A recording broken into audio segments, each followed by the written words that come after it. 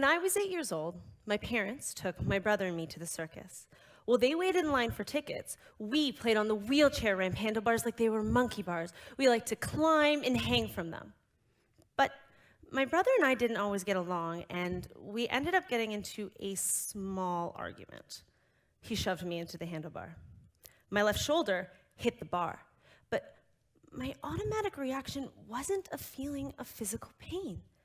It was a feeling of loss in my right arm. I could feel that my left arm was cold from the metal and sore from the impact, but none of that was in my right arm. I was unbalanced. I was uncomfortable. My heart started to beat faster and my chest started to tighten. I needed the feelings in my left arm to exist in my right. So I got up and I ran myself into that bar, this time making sure to hit it with my right arm. But embarrassingly, I ran too quickly. I hit the bar too hard. So I got up again, and this time I made sure to hit it with my left arm. It was hard to ensure that my arms felt exactly the same, so I had to run into that bar multiple times, which left me with bruises so severe that I had to go to physiotherapy. When I was a child, I deduced that everything with respect to one's body needed to be symmetrical. If I touched something with my left hand, I automatically assumed I needed to repeat that action with my right. If this need for balance didn't come forth, I believed bad things would follow. I am not exactly sure what these bad things were, but I knew I was never willing to wait to find out. I'll explain what this feels like. It's like being underwater for an extended period of time. You're holding your breath, and it's scary. And without even thinking about it, your body naturally tells you that bad things will happen if you stay underwater. Your body tells you to fight to get out of that situation. That's the way my body felt every time I touched something asymmetrically. This feeling is not desirable, so I always touch things 2, 4, even 8 times if necessary. This should have been an obvious indicator that I was different, but just like breathing, I honestly thought everyone did these things. I didn't even tell my parents I did these things. I thought nothing of my childish games that sought symmetry and relief. Just like younger Samantha, who was clearly unaware of her disorder, society often misinterprets the true meaning of OCD. I have searched the hashtag OCD on Instagram, and here are just a few examples of what you can find. OCD is an organized closet. OCD is an adjective you can use to describe the level of clean you can have your car. Apparently, OCD is also aesthetically appealing, organized M&M candies. Sometimes people can even be OCD-ish.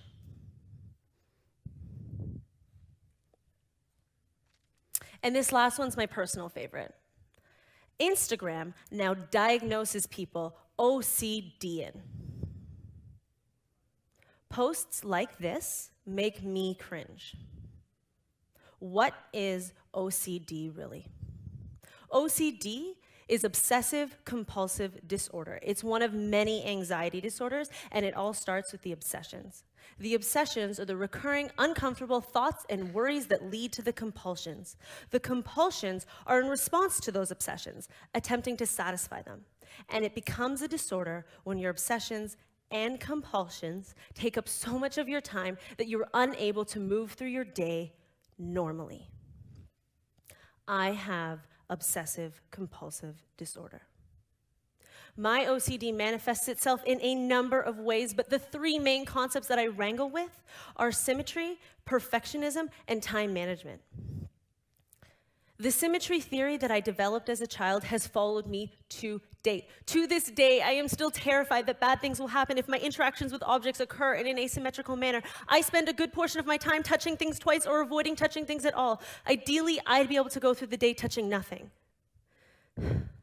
This need for symmetry often moves beyond the physical and takes shape within my mind as well. While walking on city streets or even within my own home, I avoid the lines on the ground because I believe I can feel them beneath my feet. There is nothing scarier than the grout between the kitchen and bathroom tiles. Conveniently, I get to stand up here walking around on a carpet. I avoid door handles because the cold metal sensation takes a lot for me to recuperate from. Anytime I'm itchy, I'm really twice as itchy. Anytime anyone pats me on the back or shakes my hand, I have to fix it. Any sort of physical encounter requires a great deal of remediation. An average day for me means avoiding 32 different sections of lines on the ground, 60 fixes for any time anyone touches me or bumps into me, mentally preparing for 124 door handles, 270 casual encounters anytime I have to touch something, and 420 itches. In total, that's 906 obsessive-compulsive thoughts that occur within one day. And that's only symmetry related. I'm also a perfectionist. Growing up, I spent hours ensuring that my binders were nothing short of a perfectly color-coded textbook. I had a number of very specific rules that needed to be followed. Just a few included. All notes from one subject must be taken in a minimum of 2 colors. Notes must appear aesthetically balanced. The handwriting, the pen, and the paper must remain the same through the entire year. Absolutely no food stains, no grease stains, no creases, no crinkles, and in subjects where as possible, notes should be retyped at home. I was always developing new rules for myself, and in the 9th grade, I decided that the best way to have a consistent binder was to have typed notes. But I didn't have a laptop, so I took handwritten notes in class, I came home, and I typed my notes out on a desktop. I printed them, and I put them in my binder. And if at any point these notes became creased or crinkled, which of course they did, I would take them out of my binder, place them on my mother's ironing board, and iron them. I spent hours doing this. If at any point I looked down at my binders and I didn't see perfection, my heart would instantly begin to beat faster. My chest would tighten. I was so anxious that it hurt. It was easier to deal with my binders than to live with my own anxiety. But then I started university. In university, you don't have time to type up your notes or iron them. So I stopped taking them, which, as you can imagine, had an adverse effect on my grades. But it doesn't end there. I also spend a great deal of my time on time management-related OCD. I always mentally prepare for my day. I always have a plan. I even plan to plan my next plan. Whenever I have work to do, I look at the number of tasks I have to do, the number of days I have to do it in, take 1 from the number of days to, of course, allot for error, divide the number of tasks by this new number of days, and bam, I have a perfectly balanced week with proportionate amounts of work for every day. Conveniently, I have a degree in mathematics, so these minor daily calculations are fairly trivial. However, I often find myself in situations where I am incredibly anxious because I don't know where my day is going to lead me. Life doesn't always go as planned. The large theme within my OCD gravitates towards balance. It's fundamental in my symmetry, my perfectionism, and in the way I organize my day. Now you may be asking yourselves, why or how does this add any real value or meaning into my everyday life? The need to double tap items, myself, and even unfortunately other people, can truly be seen as a disadvantage. And while there are moments in my life that I would definitely agree with you, there is an overall understanding within me that life has a need for balance. Too often, I hear people refer to OCD casually as a joke or as a deficiency. OCD keeps me balanced. How many people can say they live a balanced life? I can assure you, this need for balance is not something that I came up with for the convenience of this talk. It's prominent throughout many cultures and traditions. Aristotle defined a healthy life as one with a balanced soul, with neither excesses nor deficiencies. In life, we all rely on balance to help ground us, to help make important decisions. My manifestation of balance is no doubt a compulsion to satisfy my disorder, but it does construct a mental model within me, one that guides me to lead a healthy life. Growing up, I maintained my work in such a way that would ensure balance and consistency. I rewrote notes. Yes, this took a lot of extra time and energy, but it was so beneficial to my learning. Repetition is generally a study tactic that teachers advise students to do, something my disorder forced me to do, making me naturally a good student. Again, rewriting, retyping notes, lots of time, lots of energy. But it speaks to my fundamental nature. I believe everything I do and produce is a direct reflection of me.